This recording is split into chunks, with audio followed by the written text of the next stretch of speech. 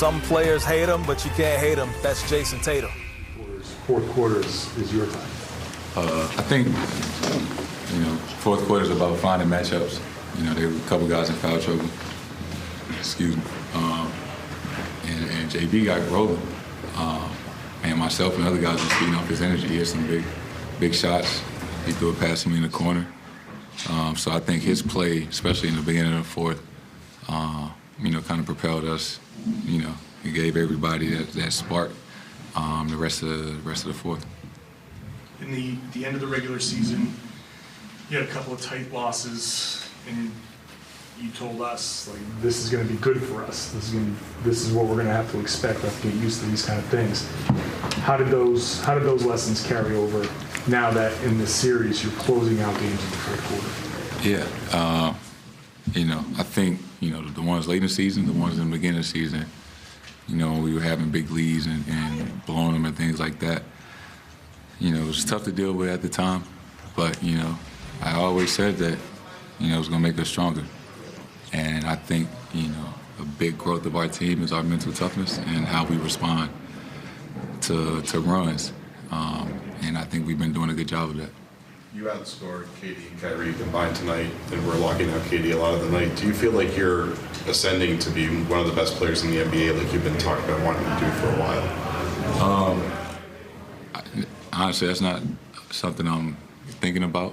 I'm certain that, that's what Twitter and, TV will say, but, myself and all the guys in the locker room, we just worried about, one game at a time and winning.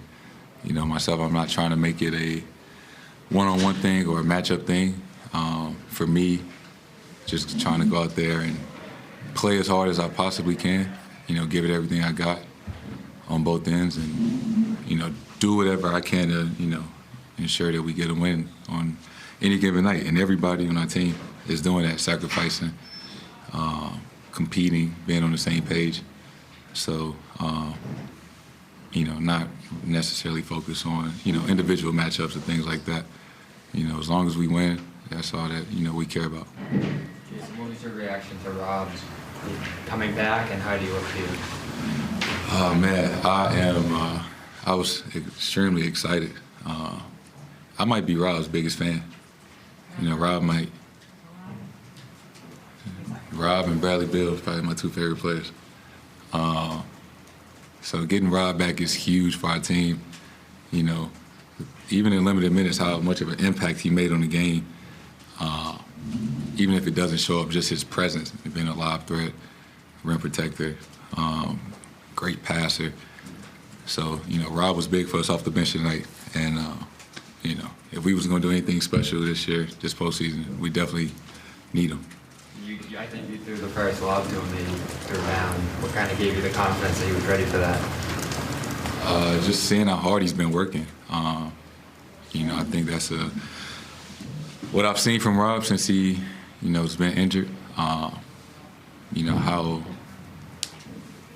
hard he's been working to get back, 2-a-days, weight room, treatment. I've seen the, maturity, in his last month, because he know how much he means to this team and how much we need him. So I've seen how hard he worked, and it just felt good to just throw it in there and he go grab it. Jayson, so 1:27 left in the third, you got an offensive foul, and you were furious about it. I think some previous calls you were kind of unhappy about. You kind of stormed to the bench. I know you kind of shoved Bruce Brown's side. You were really pissed. You took a 12-second break, then you were on that floor for that 8-0 run to end the quarter, then 14 in the fourth. What happened in that little span that you gathered yourself and was able to make that impact in the fourth quarter as opposed to going the other way? Yeah. For the most part, I'm a laid-back, calm, quiet, reserved person, but when I get between those lines, I care.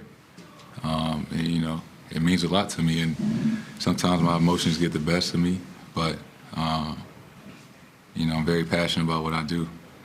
And, those 12 seconds on the bench calm me down a little bit and, refocus back to the game. Did you think that did you kind of say, Jayson, I'm a little I need a break? Or, I mean, when you walked off the floor, I mean, did you just, it seemed like... I think just naturally when you sit down, take a deep breath, you know, gather yourself. Whether you think about it subconsciously, you know, you just kind of regroup. Teammate told us you took the challenge of guarding KD. How much pride are you taking in that matchup? I'm just following the game plan, you know. And I think the most important thing about, you know, what we're trying to accomplish is that we all on the same page and that, you know, we all competing. You know, I tell the guys all the time in timeouts, especially late game, you know, my message is nobody plays harder than we do. And, you know, I'm always reminding guys, whoever's on the floor, guys coming off the bench, you know, that's what I want people to think about us, that we're the hardest playing team in the league. And, you know, 1 through 15. So, you know, when I step on the floor, you know, trying to set the tone, smart. Even Al diving on the floor, you know, we need that from everybody. If Al's diving on the floor, there's no excuse for me not to, or JB. And we all know that. We all got each other's back. So being on the same page, communicating and competing, playing as hard as you can. As good as your defense is, do you envision, like, yeah, we can make Kevin Durant look that confused, that sort of unsure of himself out there, or is that even better than you would expect? I think, you know, in the NBA, you don't guard people how they're playing. You guard them with what they're capable of. So we have to, you know, make it tough. We have to show them a crowd, you know. He's one of the best players of all time, so you can't just let him, you know, get easy looks and be comfortable, because it's going to be a long night. It's going to be a long series. You know, and, you know, we competing, and sometimes he just misses. I think that's part of basketball. But as long as we don't give him easy looks, you know, we can live with the result. You know, he's going to get a shot off, you know, anytime he wants. You just got to be there, contest, and just not make it easy.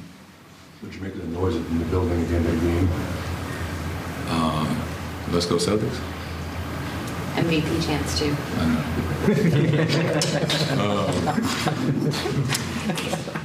I mean, it feels good, especially, you know, on the road. You get it at home. But I'm certain I'm not going to win MVP this year. So just worrying about winning each game. You know, and that's all that, you know, I'm worried about. There's a thought in the NBA that if you're playing one end, you almost don't play on the other. If you're playing hard defensively, that it takes away from your offense. How are you, first of all, is that a misconception? And then, you know, how are you out there, you're battling KD, physical and all of that stuff, and then fourth quarter, end of the game, you're not fading, you're actually finishing strong? You know, something I've gotten better as I've gotten older, you know, as my body has developed, you know, from my first year till now, you know, lifting more, you know, gotten stronger. But I think, you know, mentally, since I, you know, came in the league, obviously I've gotten better defensively, but, you know, I've always, you know, especially my first year, when Brad was coaching, you know, we had Kai and Gordon and Al. So part of me getting on the floor was playing defense. So I've always known that. And as I've gotten older and my game has progressed, just wanting to be, you know, as best as I can as a complete player, playmaking, scoring, and, you know, playing that side of the ball. Because, you know, not a lot of people do it. So I just, something to try to separate myself. That block looked pretty clean. No, I fouled him. I thought I didn't, but I fouled him. They did.